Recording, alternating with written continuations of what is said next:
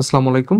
আমি doctor Faisal Kamal, general laparoscopic breast and colorectal surgeon. কর্মরত আছি বঙ্গবন্ধু শেখ মুজিব মেডিকেল বিশ্ববিদ্যালয়ে, যেটাকে আপনার সাবেক পিজি হাসপাতাল নামে জেনে থাকেন।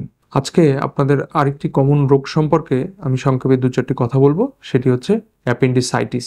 সবাই এটার এক্সপেরিয়েন্স কম বেশি হয়েছে অথবা আশেপাশের অনেকের কাছে অবশ্য শুনে থেকেছেন অলরেডি। সো প্রথমেই বলে নেওয়া যাক অ্যাপেন্ডিক্সটা কী এবং অ্যাপেন্ডিসাইটিস কেন হয়। অ্যাপেন্ডিক্স হচ্ছে আমাদের খাদ্যনালীর সাথে সংযোগস্থলে, ক্ষুদ্রতন্ত্র অ্যান্ড বৃহতন্ত্র সংযোগস্থলে একটা ওয়ার্ম লাইক স্ট্রাকচার, যেটা আসলে সবারই থাকে এবং এটা নর্মালি তার কাজ করতে থাকে। যখন এটাতে ইনফ্লামেশন বা ইনফেকশন হয় তখন এটা অ্যাপেন্ডিসাইটিস তৈরি করে। এখন প্রশ্ন আসা যাক, অ্যাপেন্ডিসাইটিসটা কেন হয় বা এর কারণটা কী? রোগীরা আমাদের কাছে কমনলি প্রশ্ন করে থাকেন। নর্মালি দেখা যায় যে অ্যাপেন্ডিক্স এর ভেতরে যদি ফিকোলিথ বা আমাদের কোনো মল ঢুকে পড়ে কিংবা কোনো ইনফেকশন আশেপাশে থেকে এসে অ্যাপেন্ডিক্সকে রোগাক্রান্ত করে ফেলে, অথবা বাচ্চাদের ক্ষেত্রে দেখা যায় এখানে লিম্ফয়েড হাইপারপ্লাসিয়া অথবা কৃমি এটার ভেতরে ঢুকে পড়ে অনেক সময় অ্যাপেন্ডিসাইটিস রোগটি তৈরি করতে পারে। এছাড়াও অনেক ডিজিজের কারণে অ্যাপেন্ডিসাইটিস হতে পারে, টিউমার, ক্যান্সার, এগুলোর কারণে অ্যাপেন্ডিসাইটিস হয়ে থাকে। তবে কমনলি আমরা দেখি এই অ্যাপেন্ডিক্সের লুমেনটা ফিকোলিথ বা ফিকাল ম্যাটার বা স্টুল দিয়ে অনেক সময় অবস্ট্রাকশন হয়ে এটা অ্যাপেন্ডিসাইটিসটা তৈরি করে থাকে। অ্যাপেন্ডিক্সের আসলে নির্দিষ্ট কোনো বয়স সীমা নাই, তবে এটি ছেলে মেয়ে সবার ক্ষেত্রেই মোটামুটি রেশিওটা সমান, তবে ইয়াঙ্গার এজে এটা কমনলি দেখা যায় এবং এমনকি আসলে বিশেষ কোনো হাইপোথিসিস নাই যে এটার কারণে এটা হয়ে থাকবে। তবে দেখা যায় যারা উচ্চ কার্বোহাইড্রেট, রিফাইন্ড কার্বোহাইড্রেট বা উচ্চ ফ্যাট জাতীয় খাবার বা ডায়েটারি ফাইবার কম খায়, তাদের ক্ষেত্রে এটা অ্যাপেন্ডিসাইটিস হওয়ার প্রবণতা বা চান্সটা বেশি থাকে। এখন আসা যাক অ্যাপেন্ডিসাইটিস হলে আপনি কিভাবে বুঝবেন। এটা খুব সুন্দরভাবে এবং সিম্পলি আপনাদেরকে বলি, এটা হচ্ছে নাভির চতুর্দিকে প্রথমতে আপনার ব্যথাটি শুরু হবে এবং এই ব্যথাটি প্রথমত পেটের ডান দিকে মুভ করবে। এই ডান দিকে মুভ করবে এবং এটা সাথে সাথে অনেকের ক্ষেত্রে জ্বর আসতে পারে এবং খাওয়ায় অরুচি হতে পারে এবং এই পেইনটি অনেক সময় পেটের অন্য জায়গায়ও ছড়িয়ে পড়তে পারে।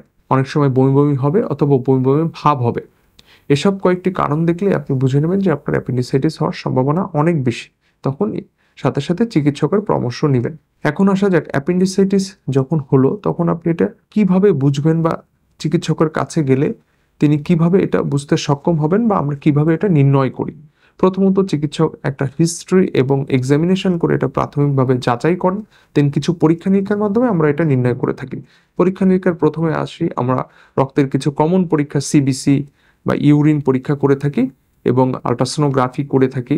এছাড়া রক্তের ইলেকট্রোলাইট, ক্রিয়েটিন, আরও অনেক পরীক্ষা নিরীক্ষা করে থাকি এবং অনেক সময় অ্যাপেন্ডিক্স নির্ণয় করতে খুব বেশি ডিফিকাল্টিস হলে আমরা যখন কনফিউজিং হই তখন অনেক সময় সিটি স্ক্যানও আমরা করে থাকি। তবে এটা ক্লিনিক্যালি খুব সিম্পলি একজন চিকিৎসক অ্যাপেন্ডিসাইটিস রোগটি সাধারণভাবে ধরে ফেলতে পারেন। এখন অ্যাপেন্ডিসাইটিস হলে আমরা কি করব? প্রথমত বলে নেই, অনেক ক্ষেত্রে অ্যাপেন্ডিসাইটিস বলা হয়ে থাকে ইটস এ সার্জিক্যাল ডিজিজ।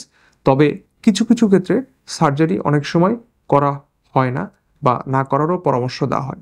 যেমন ধরুন আনকমপ্লিকেটেড অ্যাপেন্ডিসাইটিস, যে অ্যাপেন্ডিসাইটিস আসলে ফিকোলিথ মানে ফিকাল ম্যাটার বা স্টুল দিয়ে অবস্ট্রাকশন বা বন্ধ হয় নাই, অথবা এটা খুব সামান্য পরিমাণ ইনফেকশন তৈরি করেছে, সেক্ষেত্রে আমরা দেখা যায় কিছু ওষুধপত্র অ্যান্টিবায়োটিক দিলে বা নিয়ম মেনে চললে অ্যাপেন্ডিসাইটিসটা রিজলভ হয়ে যায় এবং এই ব্যথাটা থাকে না, রোগী স্বাভাবিক জীবনে চলে আসে। তবে এটি বোঝা খুব ডিফিকাল্ট যে আসলে এটি আপনার প্রবলেম করবে কি করবে না, কারণ অ্যাপেন্ডিসাইটিস রোগটি সাধারণ শুনতে হলেও এটি আসলে যখন ফেটে যায়, বার্স্ট হয়ে যায় অথবা পারফোরেটেড হয়ে যায় তখন এটা অনেক সময় পেটের ভেতরে ইনফেকশন ছড়িয়ে পড়ে এবং জীবন হানিকর হতে পারে। এই সময় অ্যাপেন্ডিসাইটিস অপারেশনটা খুবই জরুরি হয়ে যায় এবং যদি আর্লি স্টেজে আমরা অ্যাপেন্ডিসাইটিসের চিকিৎসা নেই বা ট্রিটমেন্ট করাই তাহলে এই ধরনের অবস্থাতে পৌঁছানোর সম্ভাবনা খুবই কম।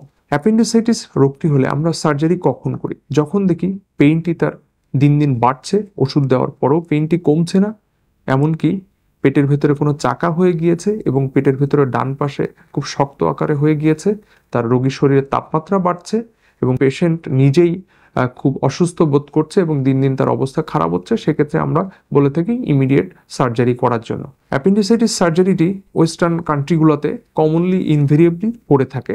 আমরাও রেগুলারলি এটা করে আসছি এবং করে থাকছি। তবে এটি ওপেন এবং ল্যাপারোস্কোপিক দুটো ওয়েতেই সার্জারি করা যায়। ওপেন সার্জারি অনেক সময় আমরা এখন অ্যাভয়েড করে থাকি, আমরা ল্যাপারোস্কোপিক সার্জারিকে গুরুত্ব সহকারে দেখছি এবং এটা গুরুত্ব সহকারে অপারেশনটা করছি, কারণ এটা খুব মিনিমাম ছিদ্রের মাধ্যমে আমরা অপারেশনগুলো করে থাকি এবং সেটা খুব সূক্ষ্মভাবে এই সার্জারিটি করা হয়। এবং দেখা যায় কমনলি আমাদের দেশে মেয়েদের একটা ইয়াঙ্গার এইজে একটা পেটের ভেতরে কাটা একটা স্কার তৈরি হওয়া, এটা আসলে খুব অনেক সময় সাইকোলজিক্যালি একটা ব্যাড ইমপ্রেশন ক্রিয়েট করে। সেক্ষেত্রে আমরা ল্যাপারোস্কোপিক সার্জারি করলে দেখা যায় একদম মাইনর স্কার থাকে এবং এক্ষেত্রে পেশেন্ট পরের দিনই বাসায় চলে যেতে পারে এবং খুব আর্লি নিজের কাজে ফিরে যেতে পারে। সো এটা একটা বড় সুবিধা এবং ল্যাপারোস্কোপিক সার্জারি আমরা রেগুলারলি পারফর্ম করছি এবং সেক্ষেত্রে ল্যাপারোস্কোপিক অ্যাপেন্ডিসেক্টমির একটা বড় সুবিধা হচ্ছে আপনি আশেপাশের অঙ্গ প্রত্যঙ্গ সেগুলো আপনি চেক করে নিতে পারেন এবং ক্যামেরার মাধ্যমে আমরা দেখে ফেলতে পারি কোনো ধরনের অসুবিধা আছে কিনা। তবে সবসময় ল্যাপারোস্কোপিক সার্জারিটা করা সম্ভব হয়ে ওঠে না। যদি দেখা যায় অ্যাপেন্ডিক্সটা ফেটে গিয়েছে, বার্স্ট হয়ে গিয়েছে বা ইনফেকশনটা ছড়িয়ে পড়েছে, খাদ্যনালীতে অনেক সময় ইনজুরি হয়েছে, সেক্ষেত্রে আমাদের ওপেন সার্জারি প্রয়োজন হয়ে থাকে। অ্যাপেন্ডিসাইটিস সম্পর্কে আপনাদেরকে সংক্ষেপে বোঝাতে কিছু সক্ষম হলাম। আশা করছি কিছুটা হলো আপনারা বুঝতে পেরেছেন। ধন্যবাদ সবাইকে, ভালো থাকবেন। আসসালামু আলাইকুম।